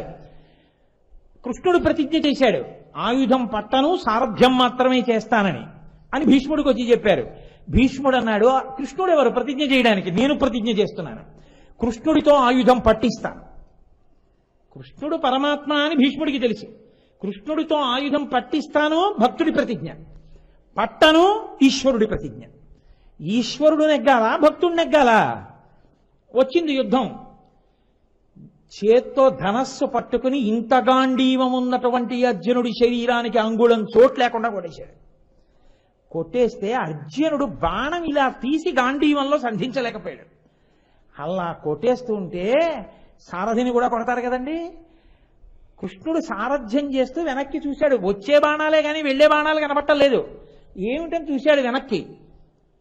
అర్జునుడు నిరుత్తరుడైపోయి ఉన్నాడు భీష్ముడి యొక్క స్థితి ముందు. అంతే, నేను ఆయుధం పట్టనన్నవాడు మరిచిపోయాడు. మరిచిపోయి ఒక్కసారి సుదర్శన చక్రాన్ని పట్టుకుని దూకేశాడు రథం నుంచి. దూకేసి ఇలా అంటే చాలని శత్రు సంహారం చేస్తుంది. పరిగెత్తాడు పట్టుకుని భీష్ముడి మీదకి. భీష్ముడు రథం నుంచి దిగి దోయిలి పట్టన్నాడు. కుప్పించి ఎగసిన కుండలంబుల కాంతి గగన భాగం బెల్ల కప్పి కొనగా ఉరికిన నోర్వక నుదరంబులో నున్న జగముల వ్రేగున జగతి కదుల చక్రంబు చేబట్టి చనుదించురయమున పైనున్న పచ్చని పటము ద్వారా నమ్మితి నాలావు నగుబాటు చేయకు మన్నింపుమని క్రీడి మరల దిగువ కరికి లంఘించు సింహంబు కరణి మెరసి నేడు భీష్ముని చంపుదు నిన్ను కాతు విడువు మధ్యునయటంచు మధ్య శిఖవృష్టి తెరలి చనుదించు దేవుండు దిక్కు నాకు అని చెప్పుకున్నాడు. మహానుభావుడు ఏ కృష్ణ పరమాత్మ ఆయుధం పట్టనని ప్రతిజ్ఞ చేశాడో అటువంటి కృష్ణుడు తనకి పరమభక్తుడైన అర్జునుడి మీద నేను బాణప్రయోగం చేస్తే చూస్తూ ఊరుకోలేక రథం మించి కిందకి దూకేస్తే ఆయన కడుపులో లోకాలు కదిలిపోయాయి. చక్రం పట్టనన్నవాడు చక్రం పట్టుకుని పరిగెత్తుకుంటూ భీష్ముడి మీదకి వచ్చేస్తుంటే పైన వేసుకున్న ఉత్తరీయం దారి యుద్ధ భూమిలో కింద పడిపోయింది. అర్జునుడు పరిగెత్తుకుంటూ వచ్చి, బావా బావా, అర్జునుడు చేతకాని వాడైతే కృష్ణుడు అస్త్రం పట్టాడని రేపు పొద్దున్న లోకులు చెప్పుకుంటారు. చక్రం వదిలేయి బావా అని వెంటబడుతుంటే నేను నీ ముందుండగా నేను రక్షిస్తుండగా నిన్ను ఇన్ని దెబ్బలు కొడతాడా భీష్ముడు కానీ ఇంకొకడు కానీ ప్రతిజ్ఞతో సంబంధం లేదు, చంపేస్తానంతే. ఇవాళ నేనుండగా నా భక్తుడి జోలికి వస్తాడా అని పరిగెత్తుకొస్తున్నటువంటి కృష్ణుడు ఉన్నాడే భక్తపరాయణుడు, ఆయనకి నా నమస్కారం అని భీష్ముడు రథం మించి దిగి నమస్కారం చేశాడు. భక్తుడు గెలిచాడా, భగవంతుడు గెలిచాడా? భక్తుడి కొరకు ఈశ్వరుడు తాని తాను మరిచిపోతాడంతే. గజేంద్ర మోక్షణంలో నిన్ను నీవు మరిచి రావాలి, మామూలుగా వస్తే నేను ఒప్పుకోను. ఏదో ప్రహ్లాదుడి కోసం వచ్చినట్టు అక్కడి నుంచి ఒక్కసారి ఇలా వచ్చేస్తే నేను ఒప్పుకుంటాను అనుకుంటున్నావేమో, అలా రావడానికి వీల్లేదు. నిన్ను నువ్వు మరిచిపోయి అసలు ఇతపూర్వమెన్నడూ లేని విధంగా వచ్చి నన్ను రక్షించాలని ఎప్పుడు నియమనం పెట్టాడు? బతికున్నన్నాళ్ళు ఎప్పుడు ఆయన చేసింది లేదు పూజ. ఆఖరి ఊపిరి ఆగిపోతుందేమో అని అనుమానం వచ్చినటువంటి సమయంలో లావొక్కింతజు లేదు ధైర్యము విలోలంబయ్య ప్రాణంబులాఠావుల్ తప్పెను మూర్ఛవచ్చతను ఉండశ్రం శ్రమం బయ్యడి నీవే తప్ప ఇతప్పరం బెరుగ మన్నింపందగుం దీనుని రావే ఈశ్వర కావవే వరద సంరక్షింపు భద్రాత్మక అని అడిగాడు. పైగా ఎలాగా? మొరలెరుంగుచు తన్ను మొరగువాడు, నా మొర విని వచ్చేటప్పుడు తనను తాను మరిచిపోయి రావాలి అన్నాడు. వచ్చాడా లేదా? ఎక్కడో అల వైకుంఠపురంబులో నగరిలో ఆమూల సౌధంబు దాపల మందారవనంతరమృతర ప్రాతేందు కాంతోపలోత్పల పర్యంకరమా వినోది యగువాపన్న ప్రసన్నుండు విహ్వల నాగేంద్రము పాహీ పాహీ ఎన కుయ్యాళించి సౌరంభియై సిరికింజప్పడు శంఖచక్రయుగముంచేదో ఈ సంధింపడే పరివారంబును జీరడ భ్రగపతిన్ మన్నింపడు ఆకర్ణికంతరథం మిల్లము చక్కనొత్తడు వివాద ప్రోద్ధిత శ్రీ కుచోపరి చేలాంచలమైన వీడడు గజప్రాణావనోత్సాహి అయి పొంగిపోయారు పోతన గారు. ఏ రూపంలో ఉన్నాడన్నది మీరు పక్కన పెట్టండి, భక్తుల కోసం ఈశ్వరుడు దూకేస్తాడంతే. ఇది చెయ్యొచ్చా చేయకూడదా లేదు. నేను పరమశివుణ్ణి ఆశ్రయించి ఉండగా చంద్రశేఖరమాశ్రయే మమ కింకరిష్యతి వయ్యమహ అని అన్నందుకుగాను చంపేశాడంటే యమధర్మరాజు గారు. అప్పుడు మార్కండేయుడు స్తోత్రం చేశాడు బ్రతికించమని, అప్పుడు మళ్ళీ బ్రతికించాడు. బ్రతికిస్తే యమధర్మరాజు గారు అన్నారు, ఈశ్వర ఇది న్యాయమా? 16 సంవత్సరముల వర్షములకే పరముందు అని నువ్వు అన్నావు, అందుకని 16 ఏళ్ళు నిండిపోతుండగా నేను ఉసురు తీసేశాను, నన్ను చంపేశావు, అన్యాయం కాదు, అలా ఎందుకు చంపేశావు అన్నాడు. అంటే పరమేశ్వరుడు అన్నాడు, నేను అలా అన్నట్టు నువ్వు అనుకున్నావు, నేను అలా అనలేదు. 16 వర్షములతో ముదమందు సుపత్రు కోరెదో అన్నాను. ఎప్పుడూ 16 ఏళ్ల పిల్లవాడిగా ఉండిపోయేటటువంటి వాడిని ఇస్తానన్నాను తప్ప అసలు పిల్లలు పుట్టడానికి అవకాశం లేనంత పాపం అడ్డుపడినటువంటి వాడు ఈశ్వరుని యందు అంత గొప్ప భక్తితో తపస్సు చేసి నన్ను సాక్షాత్కారం చేసుకున్న తర్వాత కూడా పరిణామశీలమైన జగత్తుతో షడ్వికారములు కలిగినటువంటి అల్పమైన మేధస్సు ఉన్న ఒక పిల్లాన్నిచ్చి వాడు కూడా జర్జరీభూతమైన శరీరంతో 50 ఏళ్లు దాటేటప్పటికి ముసిలివాడైపోయే పిల్లాన్ని ఇవ్వడానికి నా సాక్షాత్కారం ఎందుకురా? 16 ఏళ్లు ఎప్పుడూ ఉండే పిల్లాన్ని ఇస్తానన్నాను. నువ్వు ఎప్పుడూ ప్రాణాలు తీయడానికి అలవాటు పడిపోయి దాన్ని ఆయుర్దాయంగా నువ్వు స్వీకరించావు, నీది తప్పు. పైగా పిల్లవాడేం చేశాడు? చంద్రశేఖరమాశ్రయే మమ కింకరిష్యతి వయ్యమహ అని అడిగాడు. నువ్వేం చేయాలి? నిజమే అని వెనక్కి వెళ్ళాలి. ఏం చేశావు? శివుడైతేనే గివుడైతేనే అన్నావు, తప్పా కాదా? అందుకు చంపేశాను నేను అన్నాడు. నిజమే, ఈశ్వర బుద్ధొచ్చింది. ఇక నుంచి నా ప్రతిజ్ఞ ఏమిటో తెలుసా? శివనామము చెబుతున్న వాళ్ళు ఒకవేళ అంత్యకాలమునందు ఉంటే నా కింకర్లు తీసుకురావడం కాదు, వెంటనే వెళ్ళి చిగురుటాకులు తీసుకొచ్చి వాళ్ళ అరికాళ్ల దగ్గర రాస్తారు. వాళ్ళ అరికాళ్లకున్న మట్టి చిగురుటాకులో పడుతుంది. ఆ పడిన మట్టిని నేను నా కిరీటం మీద చల్లుకుని నా భటుల కిరీటాల మీద జల్లుతాను. శివపార్షదులు తీసుకెళ్ళాలి తప్ప మేము వాళ్ళ జోలికి రాం. శివనామం అటువంటిది. అందుకు కదండి అడిగాడు ధూర్జటి, పవి పుష్పంబగు అగ్ని మంచగు నాకూపారం భూమిస్థలంబగు శత్రుండతిమిత్రుడవు విషము దివ్యాహారమౌ నెన్నగా అవనీమండలి లోపలన్ శివ శివేచ్ఛాభాషణోల్లాసకిన్ శివా నీ నామము సర్వవస్యకరమవు శ్రీకాళహస్తీశ్వర అన్నాడు. కాబట్టి ఆ శివనామము శివశక్తి అటువంటిది. కాబట్టి ఆయన కాలకాలుడయ్యాడు, కాలమును నియమించాడు, కాలుణ్ణి శాసించాడు. కాబట్టి మహాకాలహ కాలకాలహ అటువంటి వాడు దుర్ధర్ష. ఆయన ప్రతిజ్ఞకి ఆయన పరాక్రమానికి ఎదురు లేదు. శివుడే నిగ్రహించాలనుకున్నాడు అనుకోండి, వాణ్ణి గట్టెక్కించగలిగినటువంటి వాడు ఇక లోకంలో ఉండడు. అందుకే ఆయనకి దుర్ధర్ష, ఆయన పరాక్రమము ఇంత అంత అని చెప్పడానికి అలివి లేదు, కుదిరేటటువంటి విషయమే కాదు. అసలు ఆయన తుది మొదలే తెలియదు. అటువంటి వాడు సర్వలోక వ్యాపి స్థాణు, ఆయన కదలడానికి చోటు లేనట్టుగా నిండిపోయినవాడు, అటువంటి పరాత్పరుడు. కాబట్టి ఆయన ఏదైనా ఇవ్వగలడు, పరమస్వతంత్రుడు. పరమస్వతంత్రుడు కనుకనే కవచి. నేను నామాలు అవుతున్నాయని మీరు గమనించవలసి ఉంటుంది. కవచి అంటే ఆయన స్వాతంత్ర్యమును కలిగినటువంటి వాడు. ఇది ఆయన ఇలా చెయ్యొచ్చా అని అడగగలిగిన వాడు లోకంలో లేడు. నిజంగా ఒకవేళ మహాపాపంతో ఉన్న మృకండు మహర్షికి కొడుకునివ్వాలంటే ఇచ్చాడంతే. కాలమునందు ఎవరి శరీరమైనా జర్జరీభూతం అవ్వాలి. ఎప్పుడూ 16 ఏళ్లతో ఉంటామని ఆశీర్వచనం చేశాడంటే అది ఆయన స్వాతంత్ర్యం. కవచి కాదు కాదు, ఆ పిల్లవాడి భక్తికి మెచ్చుకుని నీకు బ్రహ్మాయుర్దాయం ఇస్తున్నాను ఇప్పుడు అన్నాడు. ఎప్పుడూ 16 ఏళ్లుగా ఉండడం వల్ల చిరంజీవి, దానితో పాటు బ్రహ్మాయుర్దాయం ఇచ్చారు పార్వతీ పరమేశ్వరుడు. కాబట్టి ఆయన తలుచుకుంటే ఏదైనా ఇవ్వగలడు. దీనికి ఇది ఇవ్వడమా అని లెక్క కట్టడానికి నువ్వు సరిపోవు, నీ సమర్థత చాలదు. ఆయన ప్రసన్నుడయ్యాడు, ఏదైనా ఇస్తాడు. దేనికి ప్రసన్నుడవుతాడు? కేవలం భక్తికి. అందుకే జ్ఞాన సంబంధ నాయనార్ 63 మంది నాయనార్లలో కల్లా చాలా గొప్పవాడు.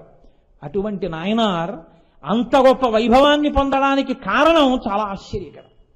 తండ్రి గారు సంధ్యావందనం చేసుకోవడానికి ఎడుతున్నాడు, పిల్లాడిని అరుగు మీద కూర్చోబెట్టాడు.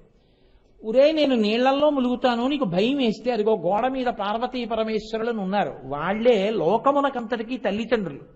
నీకు భయం వేస్తే అటు తిరిగి అమ్మా నాన్న అని పిలువు, అంతేకాని నేను స్నానం చేసేటప్పుడు ములిగితే నాన్నగారు ములిగిపోయారని ఏడుపు మొదలెట్టకి ఇక్కడ కూర్చుని అన్నాడు. అలాగే నాన్నగారండి అన్నాడు. తండ్రి వెళ్ళి కోనేట్లో ములిగాడు, ఆ పిల్లాడికి భయం వేసింది. నాన్నగారు ములిగిపోయారనుకుని అటు తిరిగి చెప్పారుగా నాన్నగారు, అమ్మా నాన్న అమ్మా అమ్మా అమ్మా అమ్మా అని ఏడవడం మొదలెట్టాడు. శంకరుడు అన్నాడు, ఏం అలా చూస్తామే, జగదంబవుగావు పద అన్నాడు. ఆవిడంది, ఏమిటి జగదంబవుగావు పద అంటున్నారు ఏమిటి, మన ఇద్దరి సాక్షాత్కారం ఇద్దామా వాడికి అంది. వాడు నమ్మి ఏడ్చాడు. బొమ్మని ఏడవలేదు, మనమే అని ఏడిచాడు. వాడికే కనపడకపోతే ఇంకెందుకు? బొమ్మ అని పూజ చేసిన వాడికి వాడు బతికున్న నాళ్ళు పూజ చేసినా కనపడక్కర్లా. అది ఈశ్వరుడే అని నమ్మి పూజ చేసిన వాడికి కనపడకపోతే ఇంకెందుకు? కాబట్టి పద. ఇద్దరు శుభవాహనం ఎక్కొచ్చేశారు ఆ పిల్లాడి దగ్గరికి.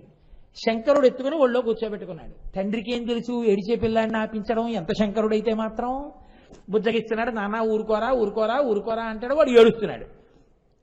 ఏమిటి అలా నవ్వుతాయేమిటి పార్వతి, పిల్లాడు ఏడుస్తుంటే తీసుకుని పాలి ఏడు పాపుతాడు అన్నాడు.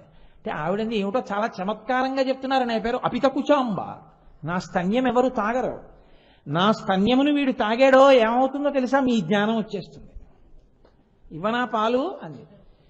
నీ స్తన్యమును తాగితే నా శివజ్ఞానం వస్తుందో ఇంకోటి వస్తుందో, వాడు అమ్మా అని ఏడుస్తున్నాడు, ఇచ్చేయడమే ఆ భక్తికి అన్నాడు. ఆవిడ స్తన్యం ఇచ్చేసింది అంతే. వాడి నోటి నిండా పాలు అంటుకున్నాయి. తండ్రి సంధ్యావందనం చేసుకుని బయటకు వచ్చాడు. వచ్చి పిల్లాడిని ఎత్తుకుని ఏమిట్రా ఈ పాలు అన్నాడు. వాడేం మాట్లాడలేదు, తుడిచేసి ఎత్తుకుని గుళ్ళోకి వెళ్ళిపోతున్నాడు. వాడు పత్తికాలు మొదలెట్టాడు, అంటే పెద్ద దండక స్థాయిలో పాడేస్తున్నాడు. వాడు పాడుతూ ఇలా ఇలా కొడుతుంటే వాడి అరిచేతులు కందిపోతున్నాయని పార్వతీ పరమేశ్వరులు పైనుంచి స్వర్ణ చిడతలు విడిచిపెట్టారు. ఆ జ్ఞాన సంబంధర్ ఏదైనా క్షేత్రానికి ఎడుతుంటే ఆ దేవాలయం యొక్క పాలక మండలికి కల్లో కనపడి పరమశివుడు నా కొడుకు వస్తున్నాడు, నా పల్లకి పంపించి స్వాగతం చెప్పి తీసుకురండి శివుడెక్కే పల్లకి పంపించి జ్ఞాన సంబంధర్ని ఎక్కించి తీసుకొచ్చేవాడు. అంత గొప్పవాడు జ్ఞాన సంబంధర్ అంటే. దేనికయ్యాడు? 63 మంది నాయనార్లలో అంత గొప్పవాడు ఎందుకయ్యాడు? నమ్మాడంటే అది బొమ్మ కాదు అమ్మా అన్నాడు, అంతే మహానుభావుడు అయిపోయాడు. కాబట్టి ఈశ్వరుడికి కావలసింది భక్తి. ఆ భక్తి ఉన్నదా, ఆయన నీకు ఏదైనా ఇవ్వగలడు, ఎంతైనా ఇవ్వగలడు. అటువంటి స్వాతంత్ర్యం ఉన్నవాడు కాబట్టే ఆయనకి కవచి అని పేరు. అందుకే మీరు చూడండి, లోకంలో ఎవ్వరికైనా సరే కళ్ళంబట నీళ్ళొచ్చాయి అంటే ఒక్కటే గుర్తు, సంతోషంతో పొంగొచ్చి కళ్ళంబట నీళ్ళు వచ్చాయన్నా ఒకటే గుర్తు. మీరు గత జన్మలలో చేసుకున్న పాపపుణ్యముల యొక్క ఫలితాన్ని ఈశ్వరుడు యొక్క శాసనం మేరకి 9 గ్రహములు ఫలితాన్ని ఇస్తూ ఉంటాయి. ఆ గ్రహముల యొక్క ఫలితం చేతనే ఏడవడం నవ్వడం జరుగుతూ ఉంటుంది. ఇప్పుడు ఈ 9 గ్రహాలు పరమశివుడికి కవచం. అందుకే శ్రీకాళహస్తి క్షేత్రంలో ఆయన నవగ్రహ కవచాన్ని కట్టుకుని ఉంటాడు. గ్రహాలే ఆయన కవచం అయితే కాళహస్తీశ్వరుణ్ణి పరమేశ్వరుణ్ణి నమ్ముకున్న వాడిని గ్రహాలు మాత్రం ఏం చేస్తాయండి? ఆయన జోలికి వెళ్ళలేవు. నమ శివాభ్యాం అశుభాపహాభ్యాం. పరమేశ్వరుణ్ణి నమ్ముకున్న వాడికి ఆపద రావలిసున్నా పరమేశ్వరుడు ఆపద తీసి శుభాన్ని ఇవ్వగలడు.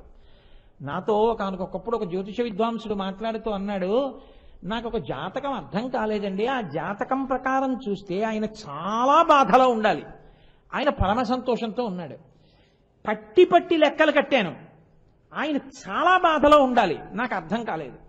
నేను ఆయన గురించి విచారణ చేశాను, ఆయన చాలా భక్తితో ఉండే మనిషి అని తేలింది.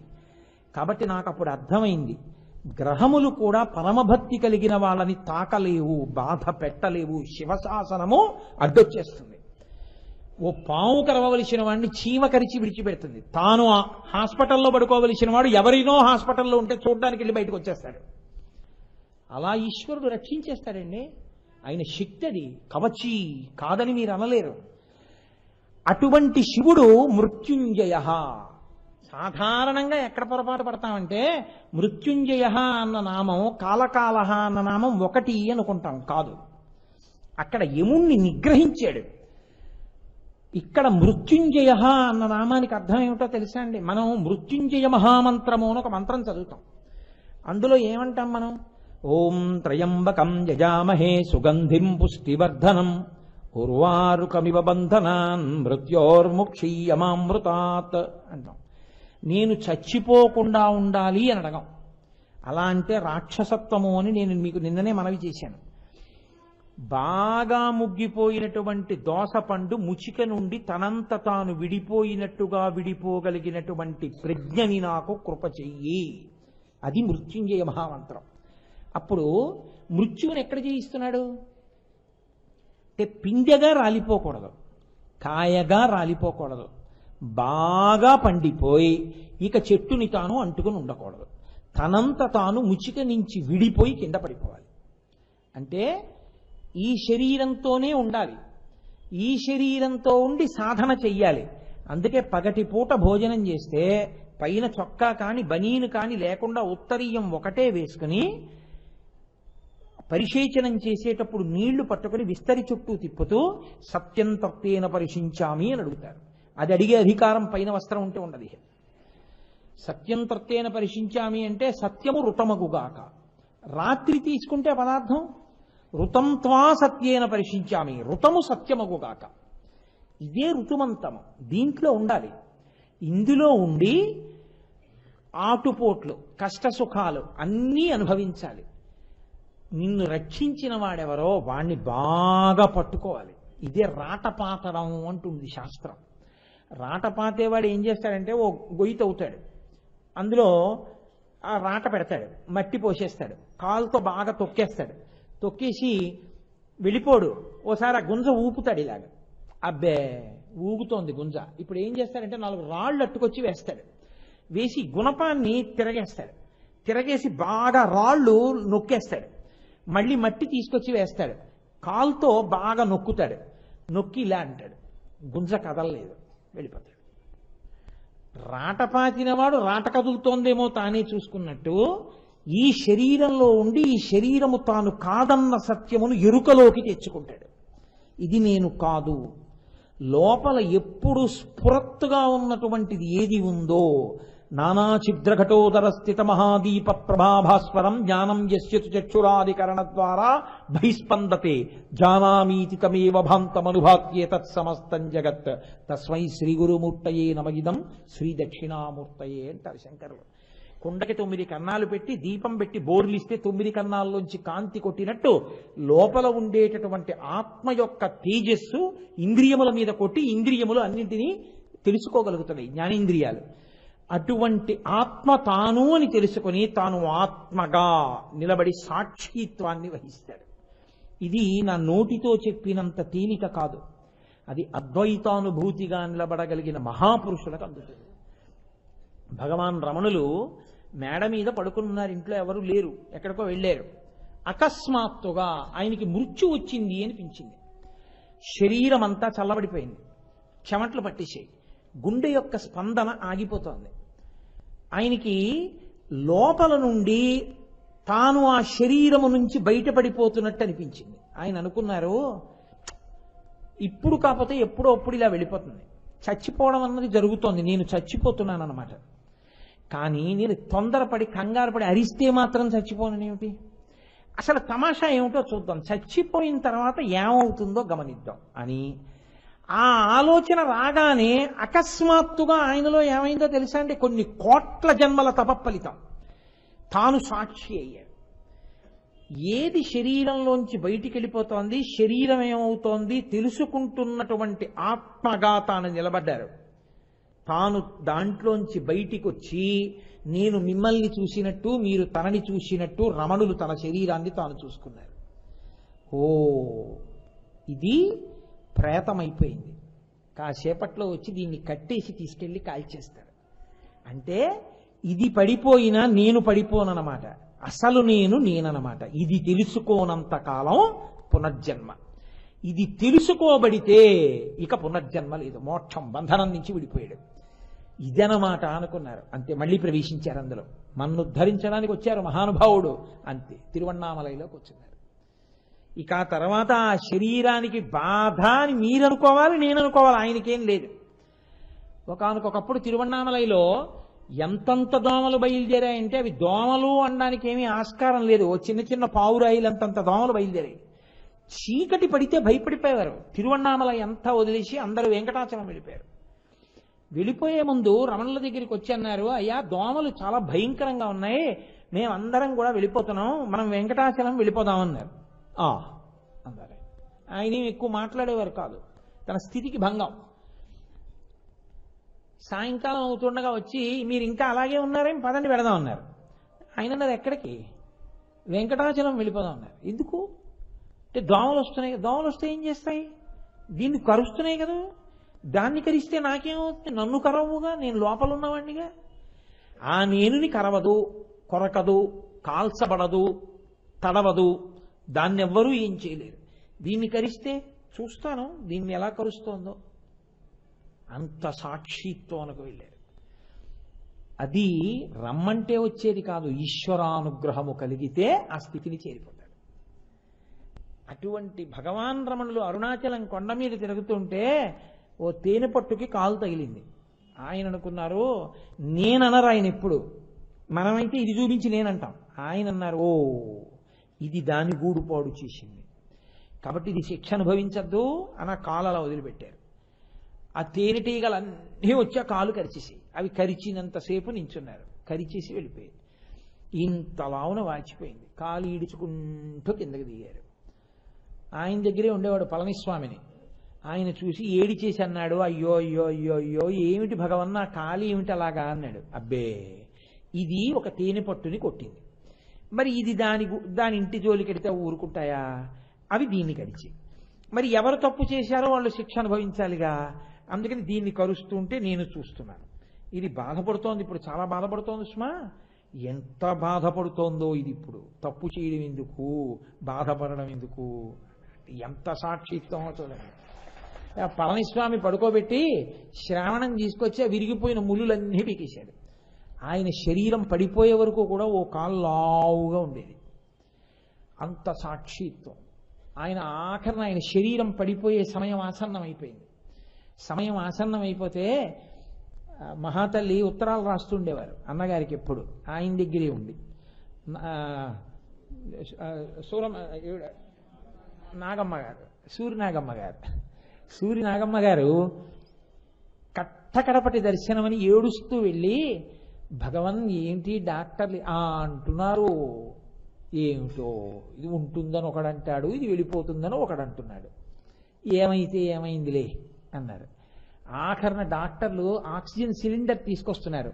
ఆయన వద్దు, అమ్మయ్యా గుడారము నుండి ఏనుగు బయటికి వెళ్ళినట్టు అని కొన్ని వేల మంది కాదు లక్షల మంది చూస్తుండగా అసుర సంధ్య వేళ దాటిన తర్వాత ఆయన శరీరంలోంచి ఒక జ్యోతి బయటికి వచ్చి ఆశ్రమ ప్రాంగణం కొండ అంతా తిరిగి అరుణాచల శిఖరంలో కలిసిపోయింది. అంతటి మహాత్ములు ఎంత పరమ సత్యమో సనాతన ధర్మం, ఎంత సత్యమో ఈ శరీరమునకు సాక్షిగా నిలబడగలిగినటువంటి ప్రజ్ఞ ఈశ్వరానుగ్రహంగా ఎలా వస్తుందో అది మృత్యుంజయత్వము అన్న మాటకు అర్థం. మృత్యుంజయము అంటే ఆ మృత్యువు గురించి భయం ఉండదు. ఎప్పుడో తెలుసా అండి, ఇది దాని పరిణామం, అది ఇది పడుతుంది, ఇది మృత్యువునకు గ్రసింపబడుతుంది. నన్ను మృత్యువు గ్రసించదు, నా జోలికి రాదు, నేను లోపలున్నవాణ్ణి, ఇది పైనున్నది, ఇది పడుతుందేమో నేను పడను. ఆ స్థితిలో ఉన్నవాడికి పడిపోవలసిన రోజు వచ్చినా దీన్ని అప్పచెప్తాడు. శంకర భగవత్పాదులు ప్రార్థన చేస్తారు ఒక చోట, ఆయన కొరకు కాదు మన కొరకు.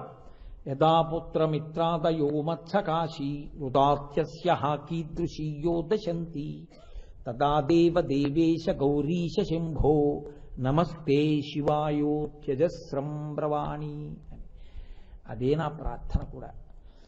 ఈశ్వర, ఒకానొక నాడు ఎగవూపిరి వచ్చి కొడుకొచ్చి నోట్లో తులసి నీళ్లు పోస్తుంటే గుటక పడక ఆ నీళ్లు పక్క నుంచి కారిపోతుంటే కపవాత పైత్యముల్ కప్పగా శ్రమచేత కంపముద్భవమంది కష్టపడుచు నోట మాట రాకపోతే దూతలు వచ్చి పాశాలు వేసి జీవుణ్ణి ఉగ్గడిస్తుంటే కళ్ళు తేలేసి చూస్తుంటే ప్రాణోత్క్రమణం అయిపోతుంటే కొడుకు మంచం మీద పోకూడదు, నాన్నగారి కిందకి దింపేయండి అని దింపేస్తుంటే ఒకడు గబగబా పంచాంగం చూసి ధనిష్టా పంచకాలు ఇంట్లో ఉంచకుండా బయట పడుకోబెట్టేయండి అంటే తీసుకొచ్చి చాపేసి పడుకోబెట్టేసి దీపం తెండి అంటుంటే తెలియని కోడల పిల్ల ఇంట్లోకి వెళ్ళి వెండి దీపపు కుంది ఎట్టుకొస్తే నీ మొహం ఎట్లా వెండి దీపం కుంది పెడతామా ఇక్కడ, ప్రమిద పట్రా అంటే నీ శరీరం పోయే ముందు నీ తల వెనక వెండి దీపపు కుంది ఉంచడానికి కూడా ఒప్పుకోరు బంధువులు.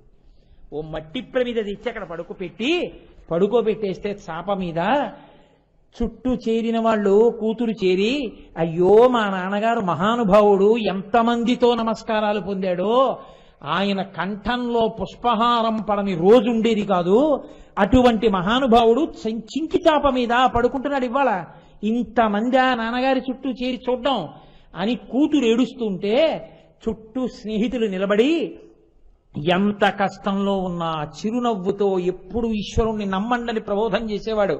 అరేరే, ఊపిరి విడిచిపెట్టేస్తున్నాడు, నిస్తేజమైపోతున్నాడు, చూపు నిలబడిపోతోంది అని స్నేహితులు బెంగ పెట్టుకుంటుంటే ఆ మాటలు నా చెవిన పడుతుంటే ఈశ్వరా, నా గుండె కదిలి నా యందు భయము కలగకుండుగాక.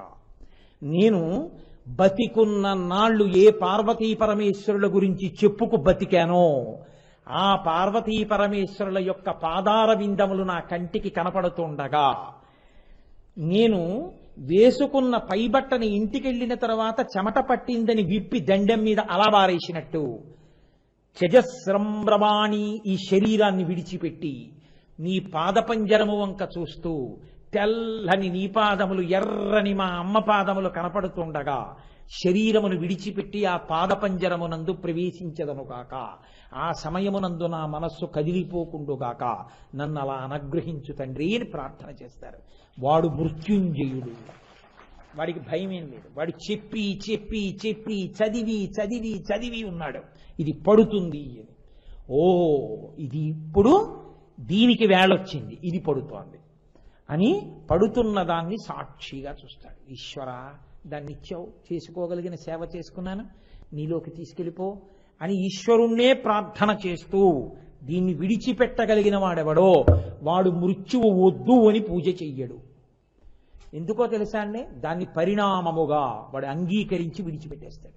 సాక్షిగా నిలబడి ఆఖరి కోర్కెగా ఈశ్వరుని యందు ప్రవేశిస్తాడు. అది మృత్యుంజయ. అటువంటి జ్ఞానం ఇవ్వగలిగిన వాడు ఆయన ఒక్కడే. పట్టుకుని ఉండడం పిద్య లక్షణం, పట్టుకుని ఉండడం కాయ లక్షణం, పండిపోయింది పడిపోవడం పండు లక్షణం. ఆయన పండిపోయాడండి అంటారు. నువ్వు పండిపోయింది నిజమైతే ముచిక నుంచి విడిపోవడానికి నువ్వు సిద్ధపడాలి. పట్టుకుని ఉండడానికి నువ్వు వెంపర్లాడకూడదు. కానీ ఎలా పడిపోవాలో తెలుసా? ఈశ్వర, సుగంధిం పుష్టివర్ధనం ఉర్వారుకమివ బంధనాన్ మృత్యోర్ముక్షీయ మామృతాత్ తమసోమా జ్యోతిర్గమయ. మళ్లీ రావలసిన అవసరం లేని ఆఖరి పడిపోవాలి అని అడిగి మృత్యువుకి స్వాగతం చెప్పి దీన్ని అప్పజెప్పగలిగినటువంటి కలేజా ఇక్కడ పెరిగితే, ఆ ధైర్యం వస్తే ఎక్కడికి వెళతాను? నా తండ్రి దగ్గరికి వెళ్ళిపోతాను అని నీకు సంతోషం. అమ్మయ్యా అయిపోయింది, ఇంటికి వెళ్ళిపోతున్నాను. అమ్మయ్యా ఊరెళ్ళాను, ప్రవచనాలు అయిపోయాయి, మళ్ళీ ఇంటికి వెళ్ళిపోతున్నాను. అమ్మయ్యా మా అమ్మాయి కనబడింది, అమ్మయ్యా మా అల్లుడు కనబడ్డాడు, అమ్మయ్యా నా కొడుకు కోళ్ళు కనబడ్డారు అని పొంగిపోయినట్టు, అమ్మయ్యా ఇన్నాళ్ళు ఎవరి గురించి చెప్పి చెప్పి చెప్పి చెప్పి ఉన్నానో అమ్మయ్యా వాడు కనపడుతున్నాడు, వాళ్ళలోకి వెళ్ళిపోతున్నాడు. హాయ్, ఇంకా నాకు గొడవ లేదు, ఇంకా నాకే బంధనాలు లేవు అని సంతోషంగా నువ్వు వెళ్ళిపోగలిగితే మృత్యువు నిన్నేం చేస్తుంది? దీన్ని బట్టికెళ్ళాలంతే, నిన్నేమీ చేయలేదు. ఎందుకని? సుగంధిం పుష్టివర్ధనం పాశంచ ఘంటాం. వాడు గంటలు మోగుతుండగా వాడొచ్చి పైకెత్తుతాడు. ఇదే పరాశర భట్టర్లు శ్రీగుణరత్న కోసం చేస్తూ అంటారు, ఐశ్వర్యమక్షరగతిం పరమం పదం వా అస్మైన కించితితం కృతం ఇచ్చదాంబా తం లజ్జసే కదయకో యుదార భావ. ఒక్కసారి వెళ్ళి అమ్మవారి దగ్గర నిజాయితీగా ఇలా నమస్కారం చేస్తేట ఆవిడ 3 తరాలు చూసి అదృష్టం ఇచ్చి ఐశ్వర్యం ఇచ్చి చిట్ట చివర శరీరం తేలికగా జీవుడు విడిపోయేటట్టు చూసి తాను ఎదురొచ్చి పరమేశ్వరుడు చెయ్యిచ్చి పైకెత్తి విమానంలో పక్కన కూర్చోబెట్టుకున్నాక ఈశ్వరా మా అమ్మ కనపడటం లేదే అంటే, నువ్వు వచ్చి నిజాయితీగా ఒక నమస్కారం చేస్తే నీకు 3 తరాలు చూసే అదృష్టాన్ని ఐశ్వర్యాన్ని తేలిగ్గా శరీరం నుంచి విడిపోగలిగినటువంటి గొప్ప అవకాశాన్ని ఇచ్చి నా దర్శనమిచ్చి విమానం ఎక్కించి నా లోకానికి తీసుకెళ్లేటట్టు చెయ్యడం తప్ప అంతకన్నా ఏమీ చెయ్యలేకపోయానని సిగ్గుపడి ఎర్రనైన ముఖంతో నీకు ముఖం చూపించలేక పరదా తట్న దాక్కుందయా అని చూపిస్తాట పరమేశ్వరుడు అమ్మవారిని. అది ఆయన యొక్క అనుగ్రహం. ఒక్క నమస్కారం చిత్తశుద్ధితో చెయ్యగలిగితే 100 అడుగులు ముందుకు రావడానికి ఈశ్వరుడు ఉంటాడు. అప్పుడు ఐశ్వర్యమక్షరగతిం పరమం పదం వా కస్మైతి చంజలి భరం వహతే వితీర్య అస్మైన కించితుచితం కృతం ఇచ్చధాంబా త్వం లజ్జసే కథయకోయు యుదార భావ. శ్రీగుణరత్న కోశంలో పరాశర భట్టర్లు ఏ మహానుభావుడు చెప్పినా ఒక్క మాట ఒకలాగే చెప్తారు. కాబట్టి అది మృత్యుంజయ. అది ఇవ్వగలిగిన వాడు, ఆ స్థైర్యం ఇవ్వగలిగిన వాడు, ఆ ధైర్యం ఇవ్వగలిగిన వాడు, ఆ పూనిక ఇవ్వగలిగిన వాడు పరాత్పరుడు, పరమశివుడు, పరమేశ్వరుడు, జ్ఞానదాత మహేశ్వర. ఆ స్థితిని, ఆ సాక్షిత్వాన్ని ఇవ్వగలవయ్యా తండ్రి నువ్వు. నీకు స్వాతంత్ర్యం ఉంది. నేనేం చేశానని ఇవ్వాలంటావేమో, నువ్వు ఇవ్వాలనుకుంటే నేను చేసింది ఏదైనా చూడగలవు. ఇది కదా దూర్జట అడుగుతాడు. ఇంత గొప్పది కావాలంటే ఏం చేశానని చెప్పుకుని నువ్వు అడుగుతావు. నేనేమీ చెయ్యలేదని చెప్పుకోవడమే నాకున్న అర్హతని చెప్పు. అది మర్యాద. శ్రీశైలేషు భజింతునో యభవు కాంచీనాథు సేవింతునో కాశీవల్లభు కల్వబోధన మహాకాళేషు పూజింతునో నా శీలం బడువైన మేరువణుచున్ రక్షింపవే నీ కృపా శ్రీ శృంగార విలాస హాసములచే శ్రీకాళహస్తీశ్వర అంటాడు. నేనేం చేశాను? నేను చేసింది ఏమీ లేదు. ఇది కలగకపోతే దీని వ్యతిరిక్త ఫలితం ఏమిటో తెలుసా అండి? బంధనం, బంధనం, బంధనం, బంధనం, బంధనం.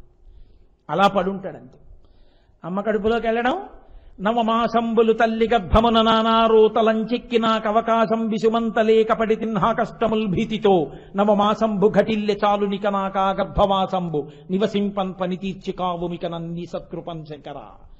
9 నెలలు అమ్మ కడుపులో తల కిందకు పెట్టి కాళ్ళు పైకి పెట్టి అమ్మ నాభిగొట్టంలోంచి వచ్చిన ఆహారం తింటూ వేడి చేసి వాతం చేసి పడిశం బట్టి అక్కడే ముక్కు కారిపోయి చేసేది లేక కటిక చీకట్లో ఏమీ కనపడక తాను విసర్జించిన మలమూత్రాల్లోంచి పురుగులు పుట్టి తనని కొరికేస్తుంటే ఏమీ చెయ్యలేక ఈశ్వరా నన్ను బయటికి తొయ్యవయ్యా అని ఏడుస్తాడు. ఉరే ఇలా ఎన్ని శరీరాలో ఇచ్చాను, ఏం చేశావురా అంటాడు. ఈసారి మాత్రం నీ పాదాలు అట్టుకుంటాను, నీ సేవ చేసుకుంటాను. తోసేశాడు బయటికి. మలమూత్రంబులతో మహాభయముతో మాతృస్థనాపేక్షతో చలమూర్ఖత్వముతో సదాభ్రమతతో చాంచల్య చిత్తంబుతో బరువైనట్టి కపజ్వరగ్రహ మహాబాల్యామయ శ్రేణితో కలనైనంతమ చింతలేక చెడితిన్ కామ్యార్థినై శంకర. వచ్చాడంటే పోయింది మళ్ళీ జ్ఞానం. మళ్ళీ మలమూత్రాల్లో పడిపోతాడు. అలా పడుకుంటాడు. తన విసర్జించిన మలాన్ని తానే పిసికేసుకుంటాడు. అది నోట్లో పెట్టేసుకుంటాడు. చెవిలోకి చీమ వెళ్ళిపోయింది, చీమ కుట్టేస్తోంది. చెవిలో బాధ తాను చెప్పుకోలేడు. కడుపులోకి పాలు సరిపోలేదేమో అని అనుకుని అమ్మ వచ్చి మళ్ళీ పాలు ఇచ్చేస్తోంది. ఆ పాలు తాగడు. అమ్మ చెవిలో చీమ కొరికేస్తోందమ్మా అని చెప్పుకోలేడు. అమ్మ మళ్ళీ మళ్ళీ పాలు ఇవ్వడం వల్ల ఆ పాలధారలు తాగకపోవడం వల్ల ఇలా కారి మళ్ళీ చెవిలోకి వెడుతున్నాయి. మళ్ళీ ఇంకా చీమలు చెవిలోకి వెళ్ళిపోతున్నాయి. ఎన్ని బాధలు పడ్డాడు. కొంచెం పెద్దవాడయ్యాడు. బాలక్రీడలు తొల్పుతున్ బడులలో పాఠంబు వల్లించుతున్ బాలోద్యానక బోధనాది విధమున్ బాగొప్ప నాలించుతున్ లీలానాటక సూత్రకేల పఠనా వీనుండనై బుక్చితిన్ బాలప్రాయము నిధు చింత నిరుగన్ ప్రారబ్ధమా శంకర. మళ్ళీ బాల్యం వచ్చింది. పాఠశాలకు వెళ్ళాడు, పాఠాలు విన్నాడు, పిల్లలతో కలిశాడు, ఆడుకున్నాడు, పాటలన్నాడు, ఆటలన్నాడు, నాట్యాలన్నాడు. బాల్యం అయిపోయింది. బాలస్తావత్ క్రీడాసక్త తరుణస్తావత్ తరుణీసక్త వృద్ధస్తావత్ చింతాసక్త పరసే బ్రహ్మణి కోపిన సక్త అన్నారు శంకర భగవత్పాదులు. నీకు పాపం ఖాళీ ఎక్కడలే. బాల్యం ఆటలు, యవ్వనం ఆడపిచ్చి, వృద్ధాప్యం చింత. పాపం నీకు సమయం ఎక్కడుంది ఈశ్వరుడు గురించి ఆలోచించడానికి అన్నారు ఆయన. అలా యవ్వనం వస్తుంది. యవ్వనం అంకురించగనే మరి అన్యుల నెట్టులను ఆశ్రయించుటో జీవికి విత్తమే భువిని జీవనమంచు అదెట్లు కూర్చుటో పరమ పావనమూర్తులటంచు పరిపాలకులను నుతియించుటెట్టులో ఎయ్యది ఏది దారి అని ఎంచుతూ పుచ్చితి నయ్య శంకర. 4 రాళ్ళు వెనకేసుకోవాలి కదండి. పిల్లలు పెళ్లిళ్ళు చేయాలి కదండి. వాళ్ళకి ఆసరా ఏర్పాటు చేయాలి కదండి. అంటూ ఉండడం, తిరుగుతూ ఉండడం, డబ్బు తీసుకొస్తూ ఉండడం, తేనె పురుగు తీసుకొచ్చి ఆ తేనె పట్టులో తేనె దాచినట్టు బతికున్నంత కాలం తేవడం. ఆఖరికి ఎవడో పొగ పెడతాడు, తేనెటీగలు అడిపోతాయి, వాడు పిండుకు తాగుతాడు.